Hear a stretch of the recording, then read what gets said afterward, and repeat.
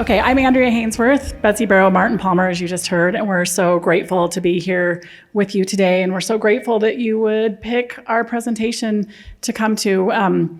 We are very passionate about what we do, helping individuals and couples create greater connection and security in their lives. And what we want to put forth today is that pornography is often presented as a moral problem. But it's really a relationship problem and a personal problem, and it's something that can be healed. We were one of the ones who voted that recovery is possible in our opening session this morning, because we believe recovery is 100% possible, and we're excited to share what we know and how we work with you today. And one of the things that we're going to be talking about, we'll just give you a little preview. Let's get to our slide. We're going to be talking first about attachment and attachment wounds, how they form. We will then be moving into shame and what drives shame and how shame can trigger pornography use. And then we are going to finish with how to heal. So we're going to turn the time over to Betsy. And because there's three of us and we'll be kind of scrambling to get through our presentation, we ask that you hold all questions until the end. And we also have a booth in the main area where we will be available to answer any questions after our presentation. So come visit us there if you'd like to learn more. Okay, Betsy, we'll turn the time over to you. Thanks. Okay, are you going to advance slides? Oh, awesome. Great. Okay. I'd like you to just take a moment and reflect on the experiences that you had in your family of origin where you learned about relationships. What did you learn about emotion from your family when you were a child? What do you remember happening when you were young and you were feeling hurt or afraid? Who did you turn to, and how did they respond? Could you always count on someone to be there for you with comfort?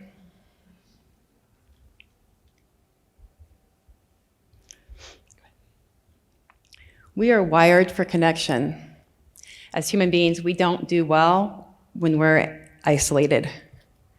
We all need to know that we matter, that we're valued, that we're worthy of love, that we're cared for. These are important messages that we actually need, not just messages that we'd like to have. They're messages that we need to have. John Bowlby was a psychologist in the mid-1900s, and he worked with delinquent adolescent boys. And what he noticed after working with them was that they all had one thing in common, and that was the loss of a mother. And what he theorized is that our early experiences in relationships affect us for the rest of our lives. And since that time, there's been decades of research about attachment theory, and just so much research that supports this theory. And what we know is that the experiences that we have early on in our life with those close attachment figures influence how we view ourselves, how we think that other people view us, how we our perspective or our perception of how much we feel like we can trust other people, and also our ability to regulate our emotions. Sorry, just a second here.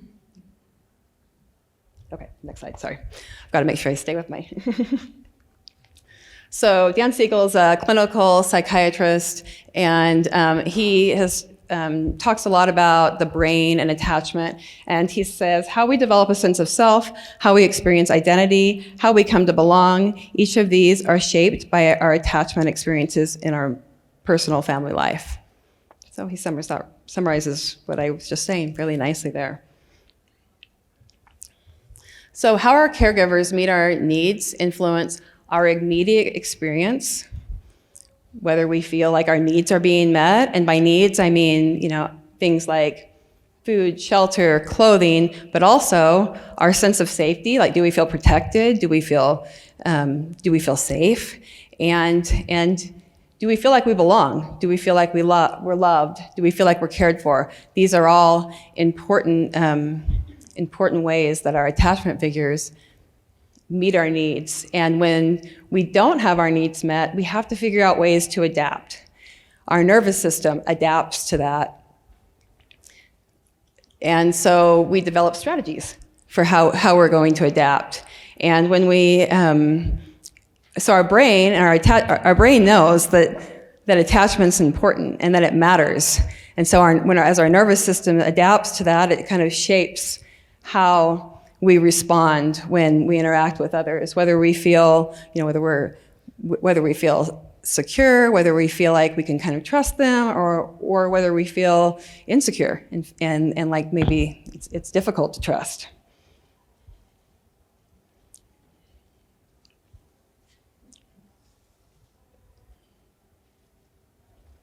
So, go back one, sorry. I just can't see that very well, so I just need to look here. So I love this formula that Dan Siegel gives for feeling secure, a secure attachment. Feeling safe, feeling seen, and feeling soothed equals secure. Go ahead now. Sue Johnson was a psychologist, a clinical psychologist. She passed away recently, but she was an expert in the field of couple therapy. And she used the term attachment wound or attachment injury to describe a relational injury that occurs when a person's primary attachment figure fails to respond or doesn't respond adequately during a moment of vulnerability or need. Attachment wounds can certainly result from abuse and neglect, but they can also result from what might be kind of a seemingly insignificant event to the person causing the hurt, but can be a profoundly hurtful event for the person on the other end. When we don't feel safe with those who are supposed to keep us safe, and that means not just physically safe, but emotionally safe, this is what we mean when we say an attachment wound or an attachment injury. In discussing these experiences today, I just want to make it clear that we're not trying to assign blame. We're just hoping that you can recognize patterns that might be helpful when you're thinking about your own self and those that you love. I was talking to my daughter yesterday. I wanted to practice this presentation for her, and I told her before we started, trigger warning, this is going to bring up some of the experiences that you had in your childhood, because our family experienced some really difficult, extenuating circumstances when my kids were little. And even though it was my greatest desire, it was everything that I wanted was to meet their needs and make sure that they felt all the things that that kids are supposed to feel, I wasn't able to do it in the way that they needed it. And since that time, we've been able to repair those attachment wounds. But even in my family, this has been something that's been challenging. So I just want to put that out there for anybody who might be thinking of your own experiences and wondering, what kind of attachment wounds might I have caused? We all cause attachment wounds. We've all experienced them. If you live in a family, these things are common. What makes them sticky or problematic, you can go to the next one, is when they go unrepaired. So we believe that connection to ourselves and to others is what leads to healing. And so in talking about these things, we're hoping that in this understanding about attachment, that you'll be able to have more self-compassion for yourself and also for those that you love. I'm going to give a couple of scenarios here. Gabor Mate is a physician, and he also talks a lot about attachment and has written extensively about it. And he gives this scenario that I'm going to kind of paraphrase, and I've changed it a little bit to make it shorter. But this is basically his idea. He describes as a 2-year-old.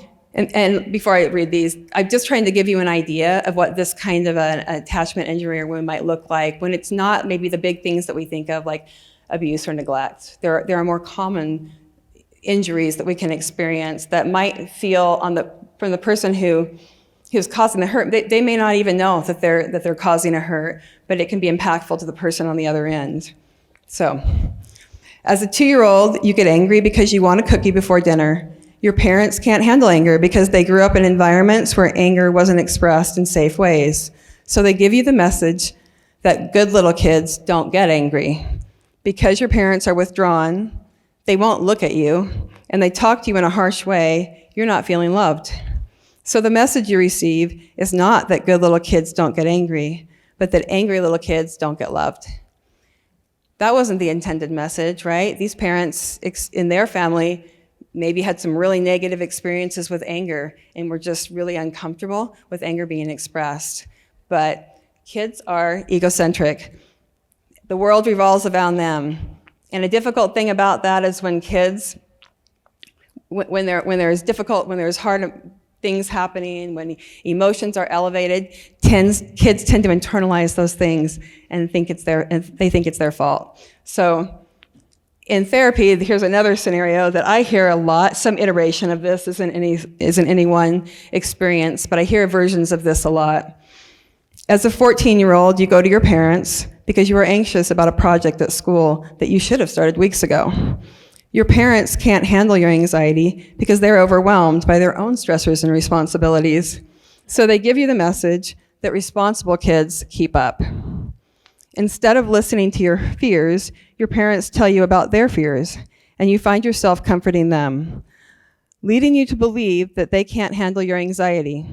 The message you receive is not that responsible kids keep up, but that anxious kids are a burden. Some of these messages might sound familiar. We've all experienced these messages in our life at different times, right? But what makes them problematic, like I said, is when they go unrepaired or when they kind of chronically happen over and over. We get these messages over and over again. So when this happens, our nervous system adapts to protect us from further emotional injury. And this can manifest as heightened sensitivity to a perceived threat, as avoidance of intimacy, or emotional withdrawal. All of these things are just ways in which we adapt when we feel that it's not maybe an emotionally safe environment for us. Next slide. Oh, sorry, keep going. So just to summarize, unrepaired attachment wounds can lead to negative beliefs about ourselves, difficulty regulating our emotions, difficulty trusting that we can turn to others, difficulty trusting that we can find comfort and connection. So what does this have to do with pornography use? Pornography can become a way of coping with negative emotions or beliefs or loneliness or traumatic experiences that we've had. When we don't feel we can safely turn to those closest to us, or we've sort of learned by experience that we can't do that, we tend to comfort ourselves in isolation. And there's other ways that we do this other than pornography. Some of these might be alcohol, self-harm, even doom scrolling, food. There's lots of ways that we cope, and when we're really struggling in these emotional ways, we tend to do these kinds of things in isolation.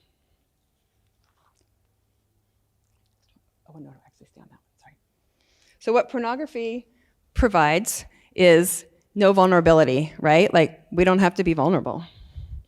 No rejection. Immediate regulation, we get a dopamine hit, and the illusion of control.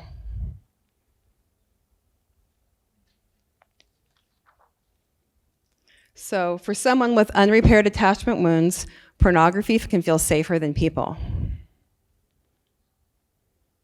It gives the experience of being desired or important or accepted without having to feel vulnerable.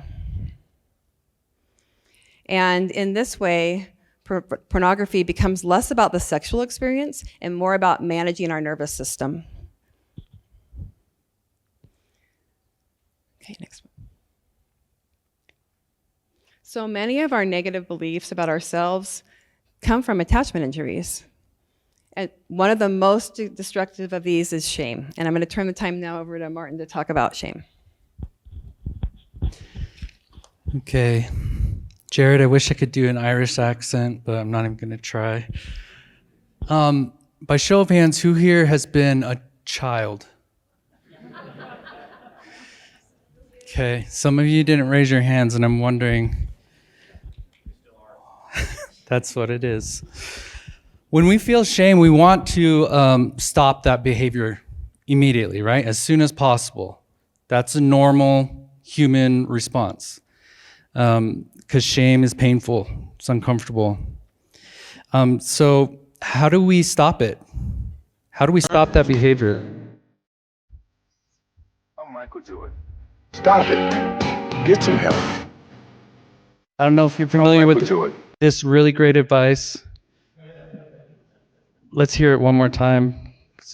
I don't know where the country music is coming from, but it kind of adds. Let's just. Okay, that's where it was coming from.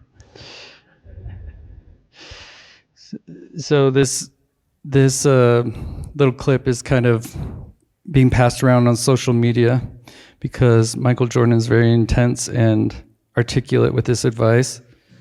I'm Michael Jordan. Stop it. Get some help. Okay, is that helpful?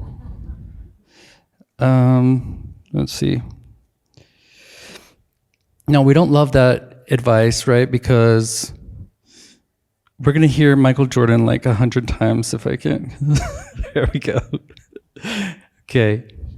How does that feel if you really want to reduce shame and that's the advice you get? Or if it's the advice you give yourself, right? And we probably have done that.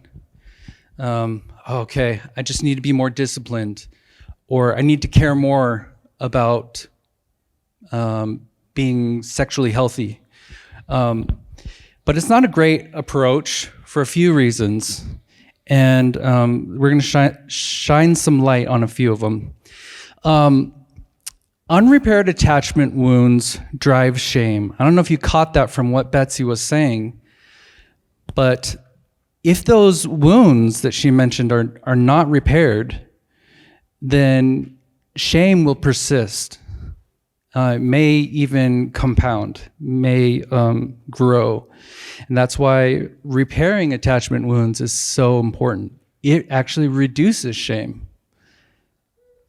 But we live in a world full of triggers, right? And by triggers, I mean anything that creates a strong emotional response in us.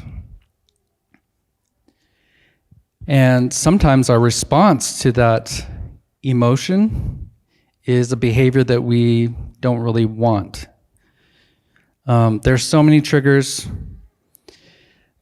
There's loneliness, trauma, boredom, rejection, shame, sadness, and we didn't even put stress on here, but some of you have experienced stress. And then we all operate on beliefs, right? What do you think are the beliefs that you have formed based on your experiences?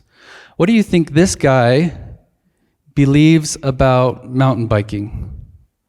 Or maybe about bikes, at least in this moment and the moments after.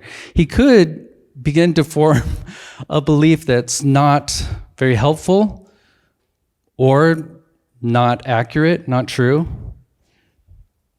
Maybe if he were 7 years old or 5, he'd say, I believe bikes hurt people. In other words, we all have some belief that needs adjustment. And here's some that I've heard expressed in various ways from clients. I hurt people, so I'm bad. Well, if that's the case, then what are you going to do? That shame is driving you to isolate. I don't want to hurt people, but that's just what I do. Or how about the belief, I don't know how to be sexual, I only know how to be sinful. If you believe some form of that, then what are you going to do with your need for sexual expression? You're going to do something that you believe is, well, I guess sin is my only choice. What about the belief I'm addicted?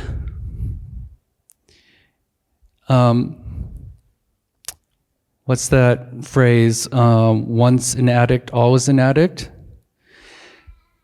And that is absolutely false. If you believe that healing is possible, then you can experience healing. But if you have this belief that's unhelpful, I'm addicted, then that's going to perpetuate whatever you're addicted to. Or being sexual is bad. There's so many. Okay, by show of hands, who here has loved someone through a period or an experience of shame? Okay, just keep your hands up if you've ever killed a woolly mammoth. Curtis, is that? No? Okay, so nobody. Interesting. We're going to come back to that, but first I want to share this from Brené Brown. Shame is the intensely painful feeling or experience of believing that we are flawed and therefore unworthy of love and belonging. Note that word again, believing. I suggest that you or whoever you're helping to reduce pornography or create healthy sexuality, I suggest that you create a distinction between shame and guilt. They're not truly, they're not mutually exclusive, right? You can feel shame and guilt at the same time, but making a distinction can be very helpful. Shame tends to be external. If you grew up on a deserted island, somehow, you were born there and you grew up, could you live a shame-free life? I say yes. Because you don't have a community, you don't have a partner, you're not part of a family, you're not part of a church group. There's no external sense of value or critique or judgment. Shame requires critique and judgment. Whereas, in contrast, guilt requires accountability, right? So, how many of you felt guilty when I mentioned the atrocity against the woolly mammoth? None of you? And that's because you don't have any responsibility or accountability for it. But when we do take accountability or responsibility for something that doesn't align with our values, that can actually be a helpful emotion.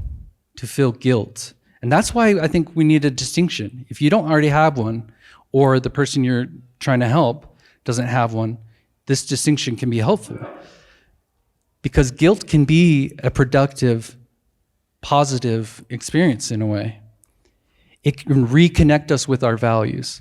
Whereas shame tends to discourage us. And so we feel like not trying. It distances us from our values. And in fact, that's I should pay attention to my slides in order that they are.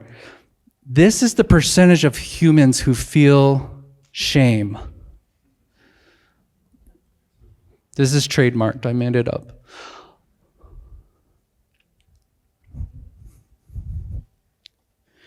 For those of you who can't see it, who may be listening, it's all. In a recent study, the percentage of Americans who feel guilt about failing to catch the meteor that killed the dinosaurs, respondents were 0%. Why? Because there's a difference between shame and guilt. And you have to have some accountability and responsibility to feel guilt. And I'm guessing none of you felt like you needed to catch that meteor. So this is a good way to look at shame, is it's a separation experience. Pretty much anything you care about shame can separate you from it. If you believe in God, shame can separate you from your ideas of God. The people you care about, shame is isolating, right? You don't want to be seen in your shame. You want to hide. And so it makes sense that sexual expression, when shame is present, is going to be secretive, right? So hopefully you're seeing why there's a cyclical relationship, right? I feel shame. And you know what helps me with shame? Some kind of positive hormonal experience, but it has to be powerful. Oh yeah, I feel a little bit of relief. Now I feel so much shame. Triggers and beliefs can perpetuate. But we live in a hyper-shaming world, and I'll just mention this. If you don't believe me, you probably haven't seen anyone trying to swipe someone away in real life. So, Andrea and Betsy agreed that we would share 3 of our secret techniques as therapists on how we reduce shame.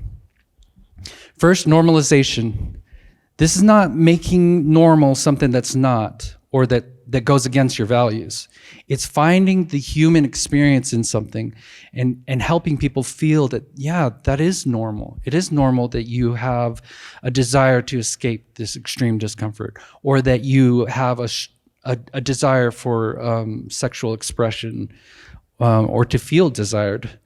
Empathy is the expression of emotional understanding, but without responsibility, right? It's not truly empathy if you are trying to fix someone's emotions, or if you feel blamed by their emotions. You're taking too much responsibility there. It's okay for them to have their emotions and that to be distinct from your emotions. So that's empathy. And then providing presence, right? What a powerful experience to share something that is laced and intertwined and crocheted into shame for you, but then to have somebody sit with you and stay and help you to feel safe with them. Healthy sexuality, that might be one way to look at what you're after, rather than the behavior of getting rid of pornography. So hopefully you're beginning to see some of the things that are actually working. And Andrea is going to talk to us about creating security and how to heal. Okay, Martin did a great job teaching us about shame. We heard about shame this morning with a very visual example of the balls in the water. I loved that, because that is so much what it is like to deal with shame in our lives, to just push it down, to repress it, so that we don't have to deal with it. And what we really want to bring out today is that shame, yes, it hurts us, but in addition to hurting us, it drives behavior. Shame is one of the number one drivers that we see for unwanted pornography use and other forms of sexual acting out. It is an inability to deal with the shame that Martin so beautifully taught us is universal. And I love that idea that every single one of us has to learn to be resilient to shame.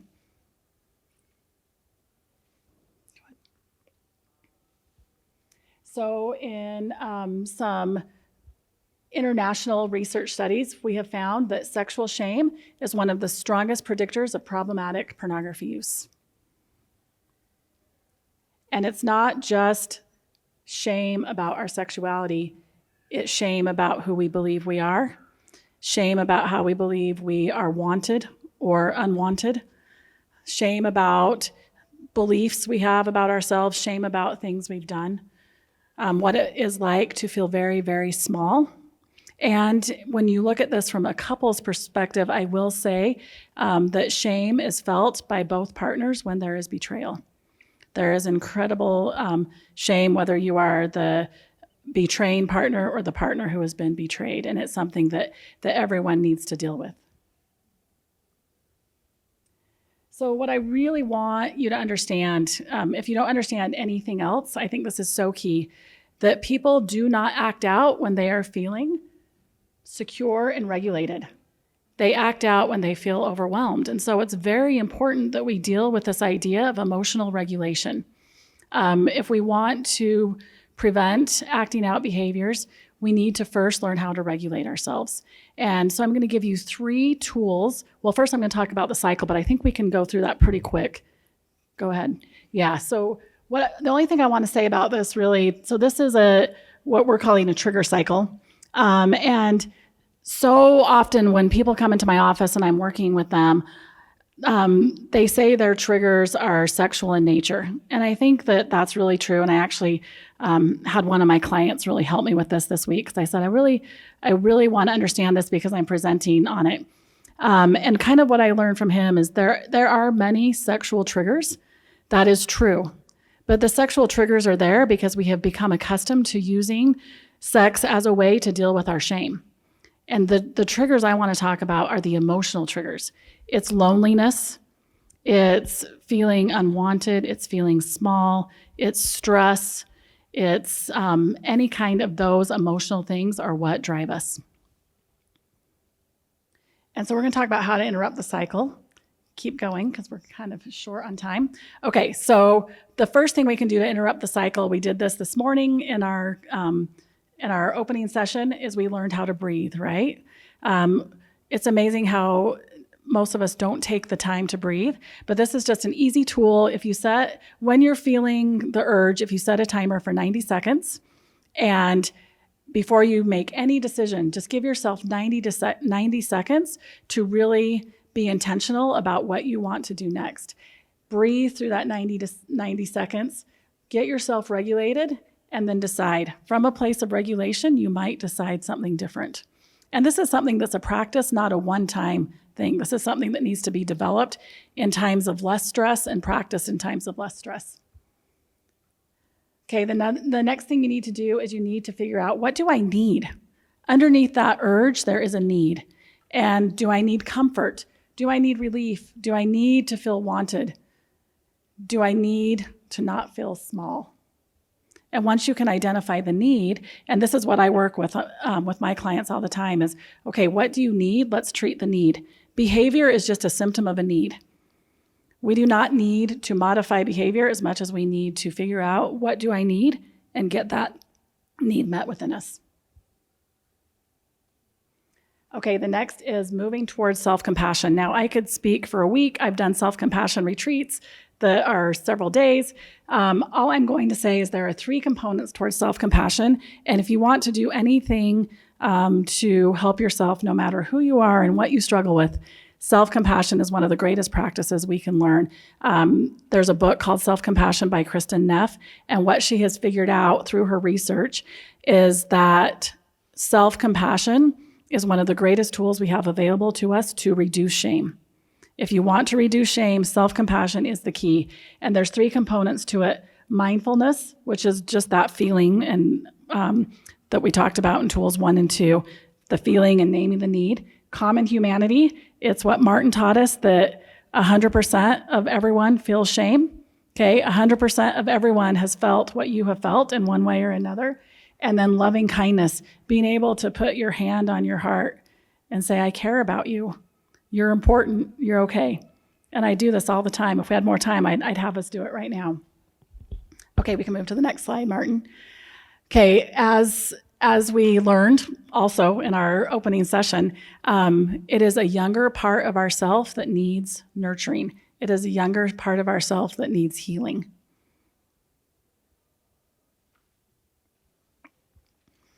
Okay, and so what we are building towards, it has a name in the research.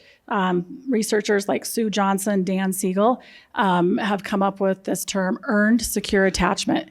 That means that if you did not have secure attachment in your childhood, you can earn secure attachment either by becoming more securely attached to yourself, to a romantic partner, to God, or to another important attachment figure in your life. This can be developed, this can be cultivated. This is what I spend my day doing. hour after hour with couples is creating earned, secure attachment. And for the sake of time, I just want to tell you a quick story of what earned, secure attachment looks like in my practice as I work with couples. And so I work almost exclusively with couples who are healing their relationship from betrayal. And oftentimes, I'm going to use the male partner as an example, just for the sake of this story. Oftentimes, I will have a male partner who has betrayed his spouse. And he's often very closed off, not very open with his emotions because he's been using other things like pornography to deal with his emotions. But he is that wounded little boy, and he has a story to tell, and maybe he's never told his story. And he will return to pornography over and over again to deal with his shame that was created when he was very young. And I recently had a couple where the husband was finally able to open up to his wife, and he told her his story. And it was a really sad story from his childhood, and they'd been really kind of combative with each other through a lot of our sessions leading up to this one. But he finally decided, and I helped him be able to tell his story to his wife, his story of where his shame originated, his story of what happened to him as a little boy. And she knew the story. She'd heard it many times, but she didn't know what it was like for him to have lived that story. She didn't know what it felt like when he was abused. She didn't know what it felt like when he couldn't turn to his dad for help. She didn't know what it felt like when other family members criticized him or made him feel like he wasn't enough. She didn't know what it felt like when he wished he could just disappear. And as he shared all of that with her, I watched her soften. I watched her change. I watched her reach for him and hold him. And she held his hand, and he cried, and she got him through that moment. That is earned, secure attachment.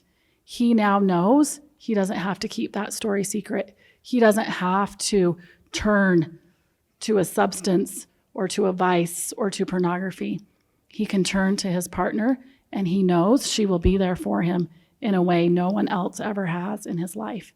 And that took a lot of courage for her because she's been hurt by him, but together they were able to heal. And again, this isn't a one-time event. It's many reps, it's practice, it's doing that over and over again. But that is what we are going for when we're looking for healing, is can we share our story? Can we have secure attachment with another person? Okay, and I think we're getting really close. How am I doing for time? Okay, so we're gonna wrap this up. That is it in a nutshell. Just go to my last slide. This is what I want you to take away. If shame drives secrecy, security drives recovery. If you are living in shame, if you are keeping secrets, go for that earned, secure attachment. Create that in your life. It is work, it is hard, but it is worth it to know that when you are hurting, someone else can be there for you. Thank you.